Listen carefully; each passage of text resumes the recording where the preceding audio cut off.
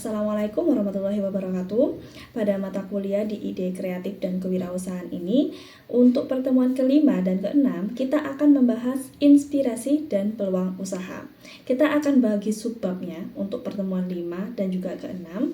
Nah, ini saya bikin kontennya. Nah, teman-teman bisa lihat ini subbabnya. Untuk pertemuan kelima, kita akan bahas bagaimana cara kita mendapatkan inspirasi dan juga untuk peluang usaha. Bagaimana sih kriteria peluang usaha yang dinyatakan prospektif dalam kehidupan. Teman-teman bisa menjadi acuan atau referensi untuk mencari suatu inspirasi dijadikan sebagai peluang usaha. Baik, kita mulai. Nah, ini yang pertama ada cara mendapatkan inspirasi. Kata inspirasi dari teman-teman sendiri mungkin tahu pengertian atau definisi dari inspirasi itu sendiri. Nah, inspirasi itu merupakan perasaan atau dorongan yang memicu suatu kreativitas atau ide-ide baru di dalam diri kita sendiri. Itu adalah inspirasi. Lalu untuk munculnya inspirasi itu sendiri itu adalah sebuah proses pemilihan dari banyaknya ide yang ada. Kita banyak ide nih di dalam pikiran kita. Nah, itu munculnya inspirasi, kita mengambil satu ide di dalam beberapa ide tersebut. Atau mendapatkan inspirasi itu adalah proses di mana seseorang merangsangkan ide atau kreatif kita untuk melakukan sesuatu tersebut. Nah, misalnya saya contohkan seorang penulis sedang mencari ide untuk menulis di buku di sebuah cerita pendek. Nah, dia pastinya memiliki banyak ide yang berbeda di dalam pikiran seorang penulis tersebut. Seperti misalnya cerita petualangan, cerita dalam kehidupan sehari-hari, mungkin cerita pendidikan atau dan sebagainya. Nah, proses munculnya suatu inspirasi itu ketika penulis itu memilih satu ide dari beberapa ide yang telah penulis pikirkan. Itu adalah inspirasi, mengambil satu ide dari beberapa ide yang ada di dalam pikiran kita. Ketika si penulis ini memiliki banyak ide di dalam pikiran si penulis, pastinya telah memilih satu ide yang paling menarik bagi si penulis tersebut. Ini merupakan proses inspirasinya. Itu adalah contoh munculnya inspirasi. Saya tegaskan lagi, munculnya inspirasi itu adalah proses di mana berbagai ide yang muncul di dalam pikiran kita dan kemudian kita ambil satu ide dari beberapa ide tersebut. Seperti itu. Oke, selanjutnya itu ini, bila ide atau gagasan yang bernilai tinggi, maka akan menghasilkan sebuah inspirasi yang akan menciptakan suatu peluang. Maksudnya di sini gimana? Nah, maksudnya di sini ketika seseorang yang memiliki ide atau gagasan dengan nilai atau potensi yang tinggi, itu ide tersebut dapat menjadi sumber inspirasi yang kuat. Inspirasi ini nantinya dapat memicu penciptaan peluang baru atau motivasi seseorang untuk bertindak dan mengembangkan ide tersebut menjadi sesuatu yang nyata. Seperti itu. Lalu bagaimana cara merangsang kita atau memunculkan ide di dalam diri seseorang? Nah,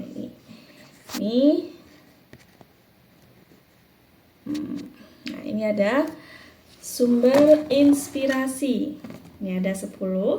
Ada mulai dari yang rileks, santai, cari tempat yang tepat, jelajahi pikir, berimajinasi, kemudian banyak belajar, berbicara dengan diri kita sendiri, bersosialisasi, sampai berdoa dan juga berimprovisasi diri. Nah, kita bahas satu-satu. Yang pertama mulai dari santai. Salah satunya merangsang atau memunculkan ide itu adalah dengan kegiatan saat posisi kita sedang santai.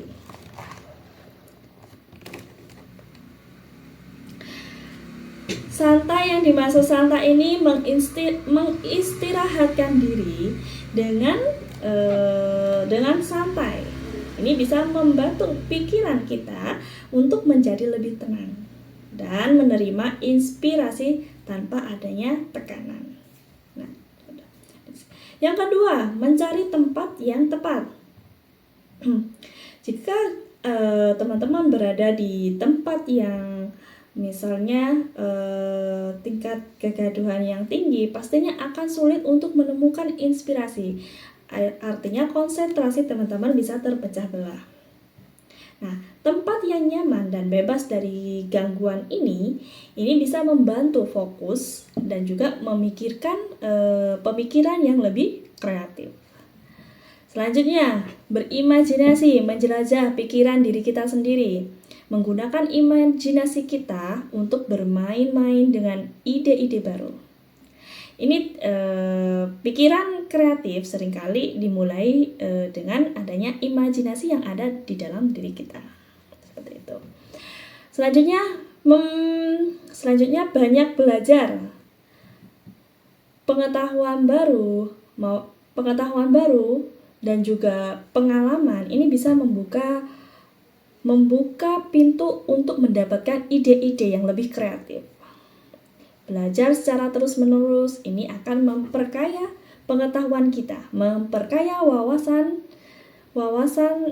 tentang apa yang akan dilakukan oleh seseorang untuk memulai bisnisnya.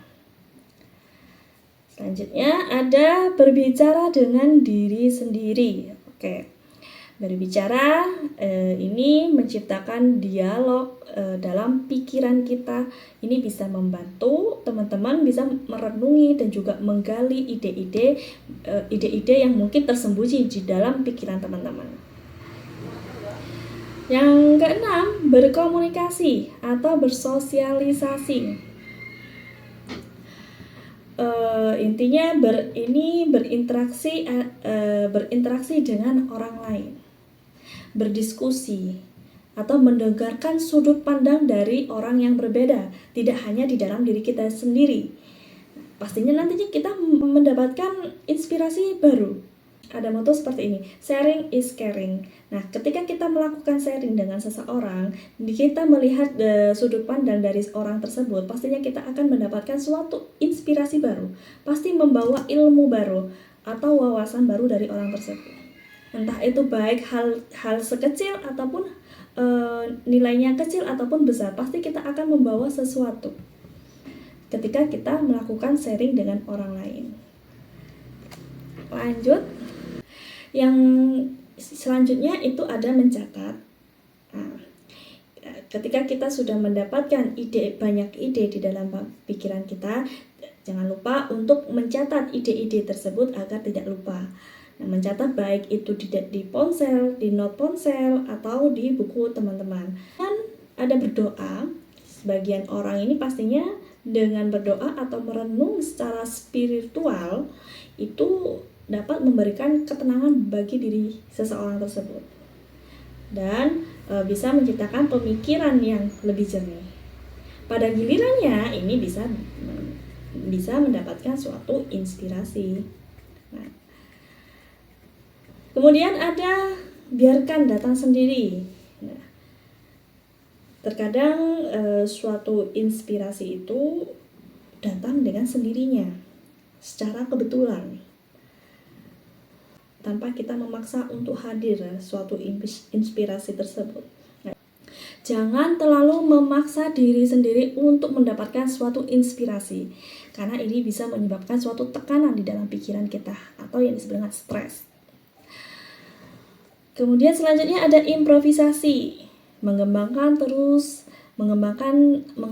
ide-ide di dalam pikiran kita. Ketika kita bisa pikir sudah mencapai titik tertinggi, kadang-kadang ide-ide itu muncul saat kita sudah memutuskan untuk mengimprovisasi atau menggali lebih dalam lagi suatu ide tersebut. Itu adalah sumber inspirasi atau bagaimana seseorang bisa mendapatkan suatu inspirasi, mulai dari santai, berdoa, dan juga improvisasi diri. Nah, pastinya setiap orang ini memiliki cara-cara yang berbeda dalam merangsang suatu inspirasi. Selanjutnya ada peluang usaha. Di sini menurut Kamus Besar Bahasa Indonesia, peluang itu sendiri adalah kesempatan. Kesempatan baik dalam bentuk konkret maupun dalam bentuk abstrak. Nah, sedangkan peluang usaha itu sendiri itu berasal dari kesempatan, inspirasi atau ide yang muncul dan dimanfaatkan seseorang untuk kepentingan baik dalam kehidupan sehari dan juga dalam usahanya. Artinya di sini peluang usaha itu muncul dari berbagai bentuk. Mulai dari pasar yang belum terpenuhi, ini dalam konteks bisnis ya. Mulai dari pasar yang belum terpenuhi, misalnya saya membutuhkan barang A, tetapi di pasaran tidak ada. Nah, seorang entrepreneur pastinya dia akan memunculkan suatu ide untuk memenuhi permintaan yang belum terpenuhi oleh banyak konsumen. Nah, seperti itu. Selanjutnya dalam bentuk. Kemudian mulai peluang usaha dengan inovasi produk. Dengan meningkatkan diferensiasi produk tersebut itu sudah melakukan kategori di kategori inovasi produk. Misalnya produk A, produk makanan nih, makaroni keju. Di pasaran hanya rasanya dari keju. Nah, kita mengelola suatu inovasi yaitu tentang rasanya, tentang bahan baku utamanya. Kita buat dari singkong misalnya. Tapi jangan lupa teman-teman, kalau membuat suatu bisnis usaha itu teman-teman harus juga melakukan riset pasarnya. Apakah masyarakat itu suka dengan rasa singkong atau bisa dengan rasa yang lainnya, misalnya strawberry seperti itu. Atau yang terkenal di sini mendoan ya, dari tempe. Mendoan kita buat kedelai, dari kedelai kita buat makaroni kedelai. Apakah kita melakukan riset apakah di pasaran di masyarakat ini di Purbalingga suka dengan rasa tempe? Kalau misalnya kita kumpulkan ide-ide tersebut, kita catat ide-ide. Nah, kemudian kita riset pasar. Dari masyarakat tersebut suka tidak untuk rasa tempe, suka tidak dengan rasa mangga atau dengan rasa nangka. Kita jadikan makaroni yang biasanya rasa keju, kita menciptakan inovasi baru dengan rasa-rasa lain. Nah, itu bisa menciptakan suatu peluang usaha baru. Nah, ini juga lalu peluang yang bagaimana nih yang bisa dikategorikan prospektif. Ini ada yang pertama itu sedang dibutuhkan oleh pasar. Kita mencari suatu ide yang sedang dibutuhkan oleh pasar dan kemudian dijadikan peluang suatu bisnis. Sedang dibutuhkan oleh pasar, peluang yang prospektif itu harus memenuhi kebutuhan konsumen, permintaan konsumen. Nah, ini berarti peluang tersebut harus dapat memenuhi kebutuhan yang mungkin belum terpenuhi atau memberikan solusi baru yang diinginkan oleh pasar tersebut. Nah, itu yang pertama, kriteria pertama, kita menciptakan peluang usaha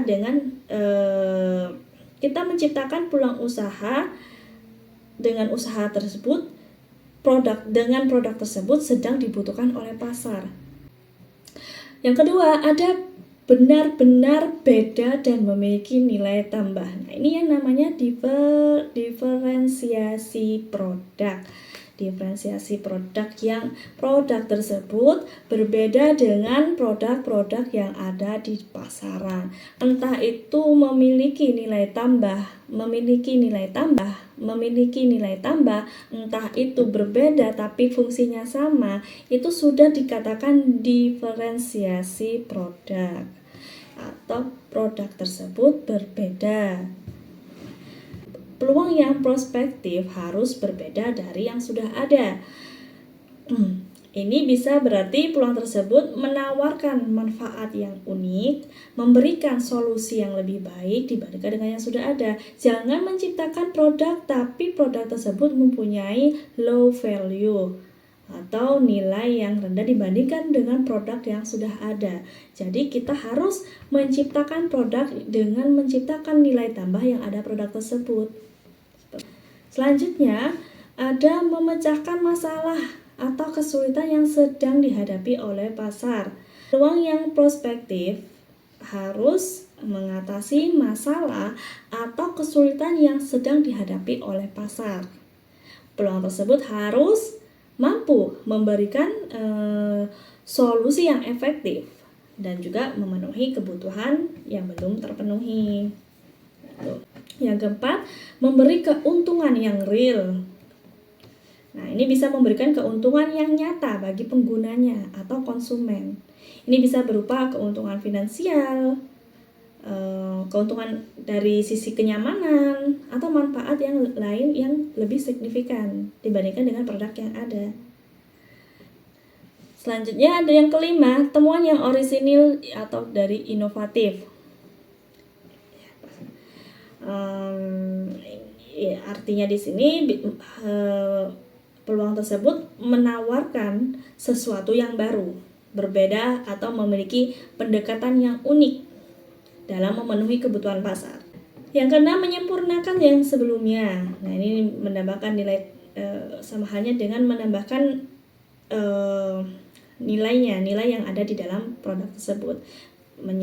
Kita melihat sisi produk tersebut ada kelemahannya nih. Nah, barulah kita menyempurnakan produk tersebut, apa yang kurang dari produk itu. Dapat diwujudkan. Peluang yang prospektif harus dapat diwujudkan secara praktis dan juga layak. Maksudnya di sini tidak hanya sebuah ide di dalam pikiran kita, akan tetapi ide tersebut bisa diwujudkan di dalam kehidupan yang nyata. Atau ide tersebut direalisasikan dengan sumber daya yang tersedia. Nah, ini bisa mencapai hasil yang diinginkan. Yang kedelapan, ada unsur yang dibanggakan oleh pembeli. Buat apa kita mempunyai ide tapi pembeli tidak bangga? Tapi pembeli tidak minat terhadap produk tersebut. Nah, kita carilah produk yang banyak diminati oleh pembeli, yang banyak dibutuhkan oleh para pembeli. Yang pertama, kita peluang yang dikategorikan prospektif itu, kita mempunyai peluang yang berbeda dengan para pesaingnya. Dan kemudian juga bisa menciptakan suatu loyalitas pembeli nantinya setelah ide kreatif tersebut muncul atau sudah direalisasikan di dalam kehidupan. Selanjutnya ini adalah konsep untuk menemukan atau menciptakan suatu peluang. Ini menurut dari Hendro dan Chandra. Yang pertama, kita mengawali dengan teori ketidaksempurnaan tadi, bahwa produk tersebut masih belum sempurna nih, ada sisi kelemahannya. Itu yang pertama. Kemudian yang kedua, itu menggunakan inspirasi sebagai peluang. Bisa dari filter, mengisi kekosongan dari celah pesaing. Ini artinya di sini mengisi dari sisi kelemahan. Dalam hal ini kita bisa mengidentifikasi kebutuhan atau permintaan yang belum terpenuhi. Kemudian kita bisa menciptakan produk ataupun layanan yang dapat mengisi celah tersebut. Yang kedua, merebut pasar dari pesaing, intersection. Peluang ini muncul ketika kita bisa merebut pangsa pasar dari pesaing yang sudah ada. Artinya di sini perlu menawarkan sesuatu kepada konsumen dengan artian sesuatu yang berbeda atau memiliki nilai tambah. Memiliki nilai tambah yang lebih baik dibandingkan dengan pesaingnya. Dengan cara apa? Tentunya dengan cara memahami kebutuhan dan preferensi pelanggan.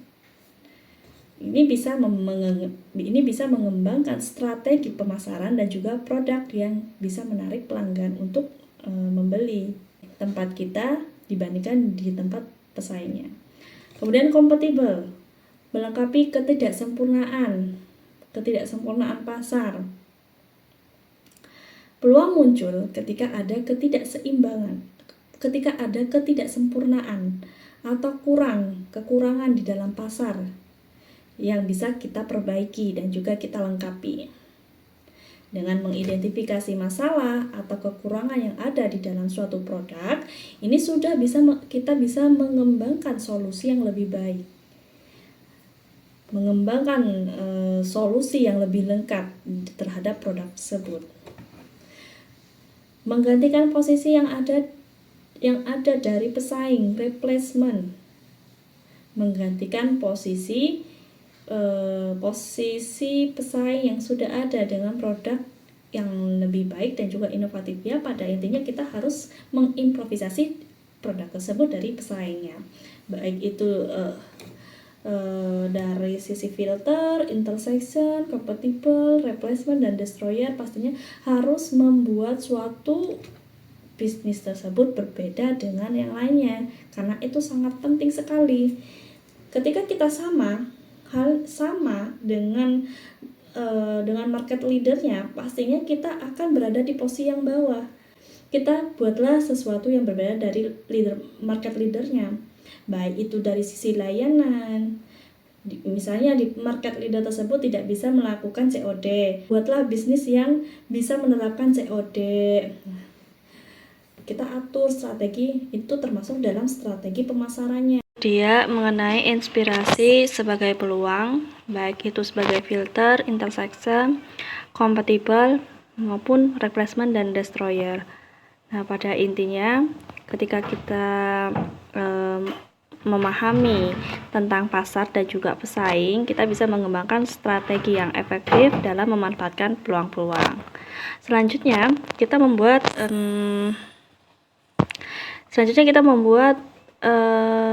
daftar. Setelah menemukan alternatif peluang, barulah kita membuat suatu daftar, baik itu di dalam smartphone maupun juga buku catatan, mengenai list dari alternatif peluang-peluang yang ada.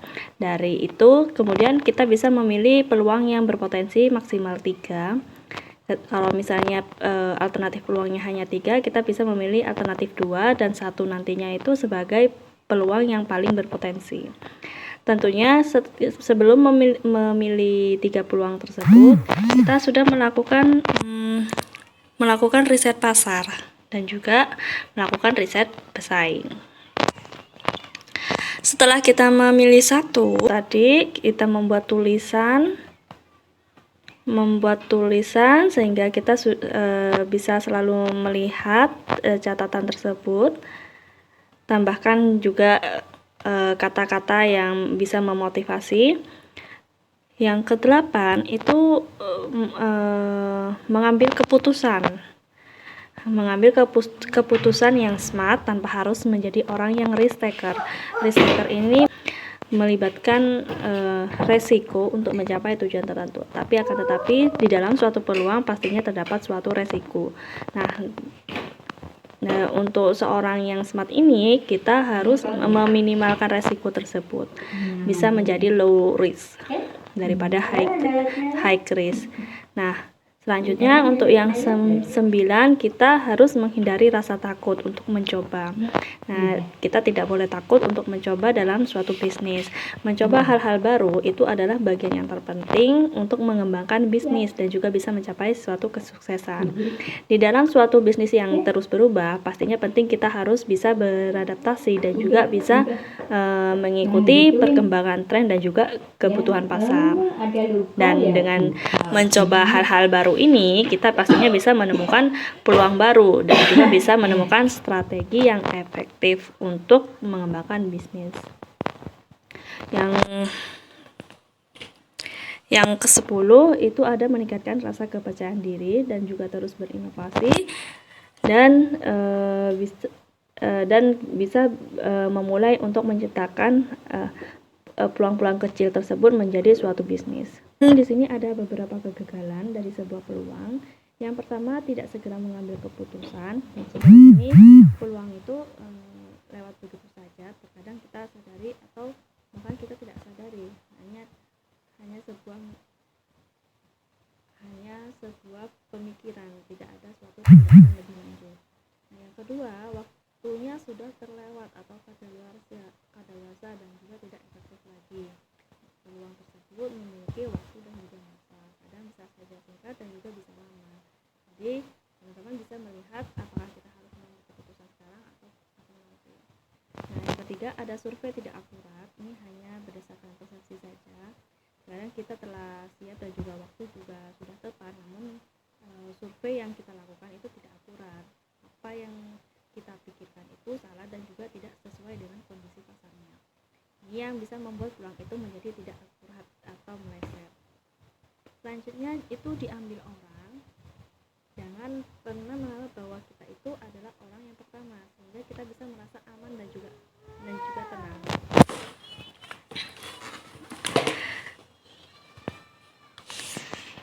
tenang. Nah, perlu diingat bahwasanya banyak orang di luar sana bisa berpikiran yang sama dengan kita dan juga pesaing akan segera mengambil kesempatan yang telah kita pikirkan. Nah, yang kelima di sini tidak ada konsep strategis.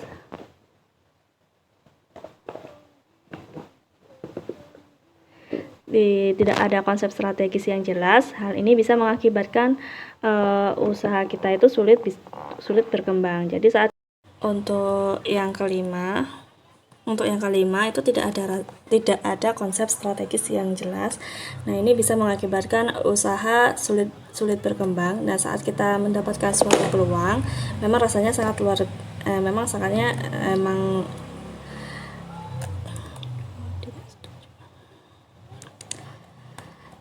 Nah, yang kelima itu tidak ada konsep strategis yang jelas. Hal ini tuh bisa mengakibatkan usaha kita sulit berkembang. Nah, jadi kita perlu menjadi be smarter not harder. Nah, itu dia untuk materi di pertemuan kelima yang mengenai